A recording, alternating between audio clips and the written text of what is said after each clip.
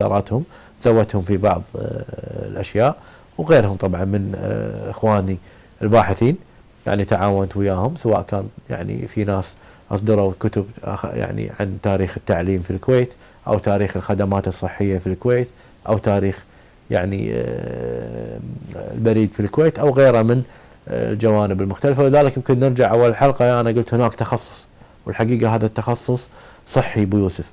يعني أنت من المطالبين بالتخصصية. أي، لأن عشان يعطي كل جانب يعني حقه، بدل أن الواحد يكتب يعني وتشتت، لأن تاريخ الكويت يعني له جوانب عديدة. الباحث الشامل. اي نعم، يعني يمكن أنا قاعد أشوف في تخصص، في ناس قاعد تخصص في التعليم، في ناس قاعد تخصص في الخدمات الصحية، في ناس قاعد تخصص في البريد، في ناس قاعد تخصص في أمور أخرى يعني في البحر، وفي ناس قاعد تخصص في تراث البادية، وفي ناس التراث البحري، فهذا التخصص مفيد الحقيقة يعني لتاريخ الكويت، لأن الباحث عندما يتخصص راح يعني يجمع يعني معلومات أكثر، راح يكون تركيزه أكثر، فالتخصص يعني مطلوب في هذا الوقت. كلمة أخيرة تحب تختم في هذا الحوار معك؟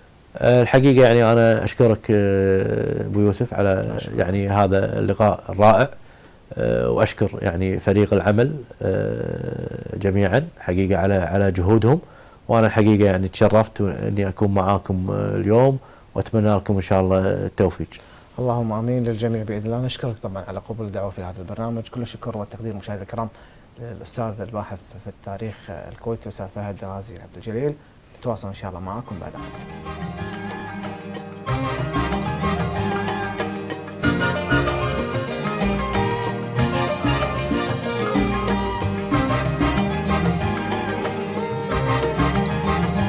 مريم عبد الملك الصالح، المدرسة الأولى في الكويت من مواليد 1926. عملت معلمة من عام 37 إلى عام 46، وكانت أصغر معلمة. عادت للتدريس مرة أخرى عام 52 و61.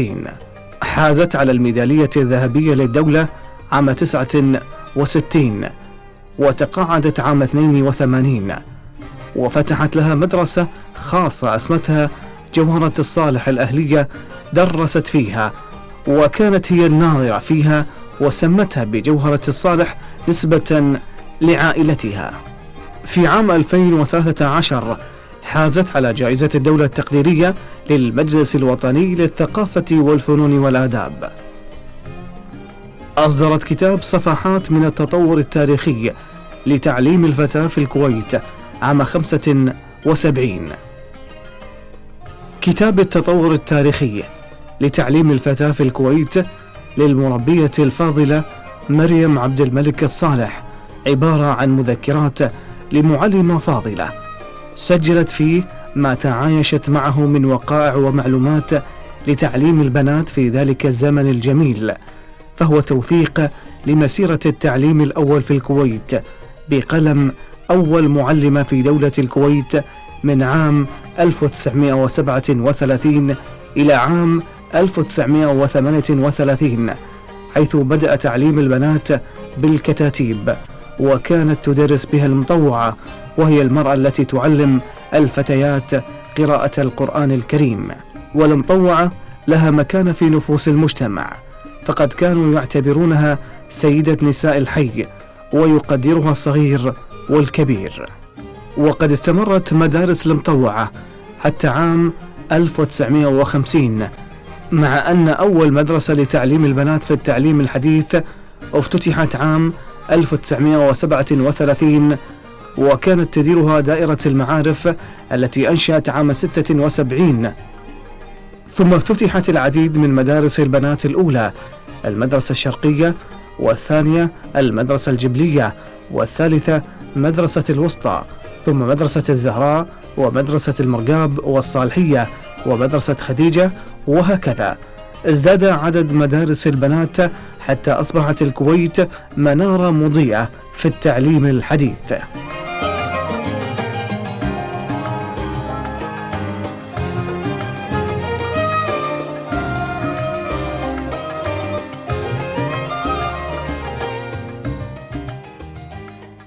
نتواصل معكم مشاهدي الكرام عبر شاشة قناة العربي. وصلنا معكم إلى فقرة اليوم الخاصة بكتاب اليوم. طبعا اختار لكم دراسة علمية لثقافة الطفل، وهي المجلد الأول ثقافة الطفل للدكتورة كافية رمضان وأيضا الدكتورة فيولا البلبلاوي. طبعا هذا الكتاب قيم من باب الثقافة الشاملة، أن تعرف من كل شيء شيء وأن تعرف من شيء كل شيء. ولكن هذا الكتاب يعني كان متخصص جدا في موضوع الطفل. مجموعة من الفصول الأمان. الفصل الأول تحدث عن المدخل الثقافي للطفولة والشخصية. الفصل الثاني مفاهيم أساسية طبعا خاصة بمفاهيم الثقافة وخصائص الثقافة. الفصل الثالث وظائف الثقافة. أيضا الفصل الرابع حقائق نمو الطفل كمجددات لثقافته وتثقيفه. هذا الكتاب يعني يتخصص بموضوع الطفل بمستوى النمو والخصائص الخاصة فيه، ويعكس بدرجة كبيرة المستوى الثقافي لجماعته وما تحقق له من تقدم حضاري، ويعتبر الانعكاس بذلك هو الخاصية الرئيسية المميزة لتفاعل الطفل النامي مع الوسط الاجتماعي الثقافي الذي يعيش فيه. فثقافة المجتمع برموزها وشروطها المعنوية والمادية والإنتاجية والعلاقات الاجتماعية وبماضيها وحاضرها ونظرتها إلى المستقبل وغير ذلك من مقومات الثقافة تنعكس بشكل نشط في عمليات تربية الطفل وتشكيله. كل هذه المعلومات الخاصة طبعا بهذا الكتاب تجدونها بكتاب الدراسة العلمية ثقافة الطفل طبعا للكاتبة الدكتورة كافية رمضان ودكتورة فيولا البلباوي.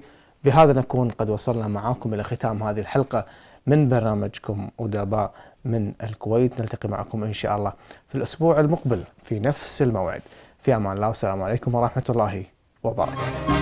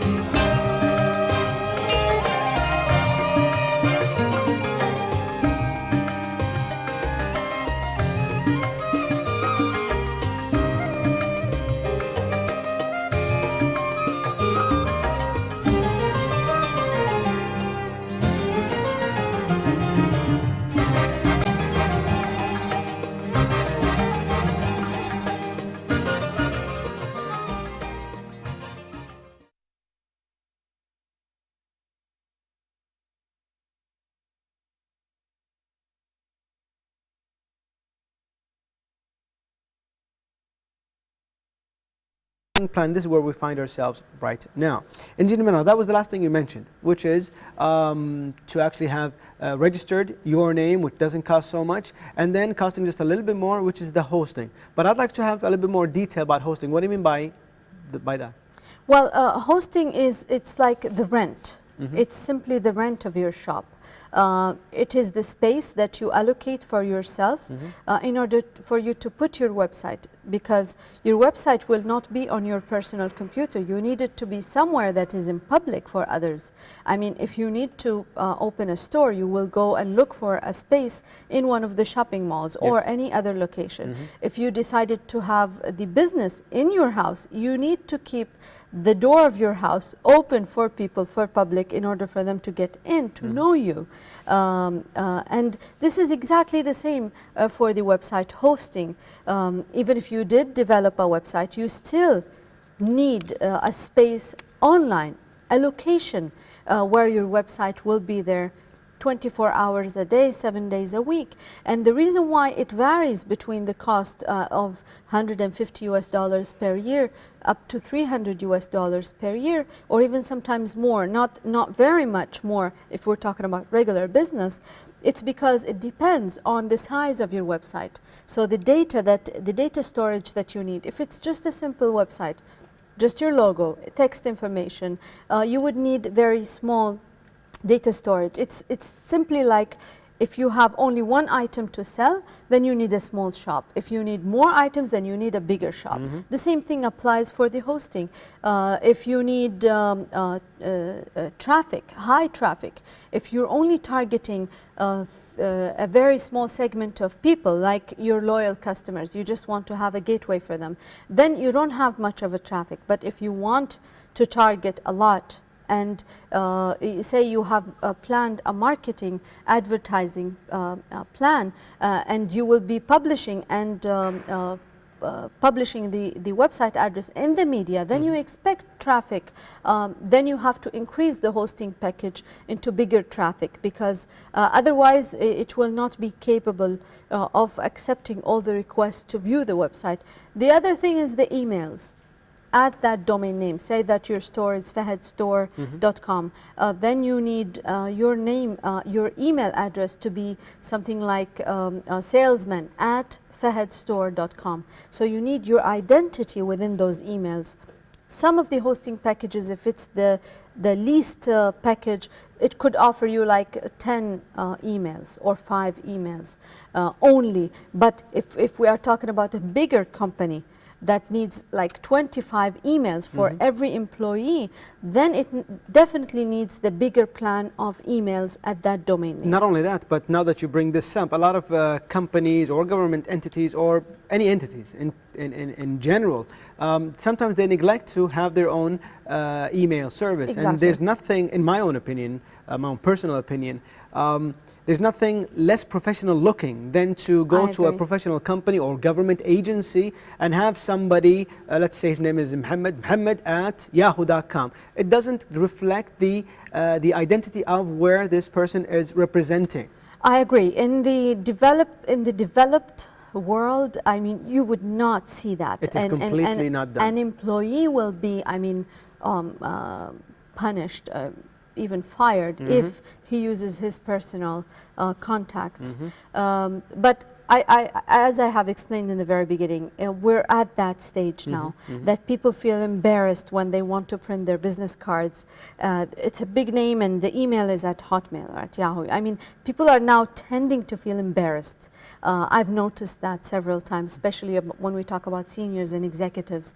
Let me just throw this in, that even if you don't think that you would want to have a website today, there is no need to do so. You don't have to. At least get the domain name and subscribe into email service, and that's it. At the very minimum. Exactly. So if you're not ready yet for a whole website, then definitely at least you can buy the domain name and activate your email. So here you are down to the domain name annual fee, which is approximately $6, and the email services, which could be up to $50 per year. So here you are, almost, we're talking about 20 KD per year. At least you can present your business card professionally to people once this is shown on your business card. So we're talking about roughly 20 to 25 Kuwaiti dinars per year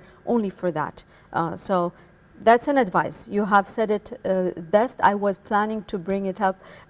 That's the least that everyone, I think, should do. Even when you put it into real numbers of money, like you've said, $50 or sometimes up to 25 Kuwaiti dinars per year. Well, if you compare that to the amount of money spent on branding, this is absolutely nothing, literally nothing. And to have this sabotage the rest of your budget, which is trying to promote yourself, your image and brand, well, this is a huge mistake that costs so little to correct. Exactly. I'm afraid the time is up for tonight. Thank you so much for the topic. It is a very much of an eye-opener. I agree very much. Thank you so much, as always.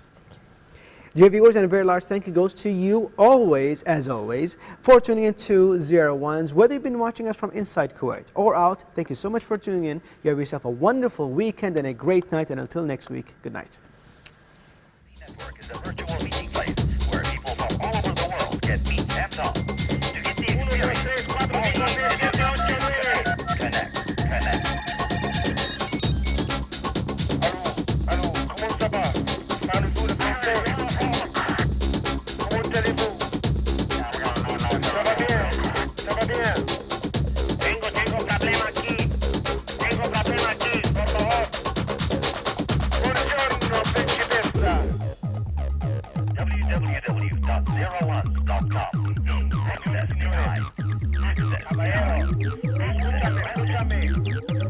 security and our utility.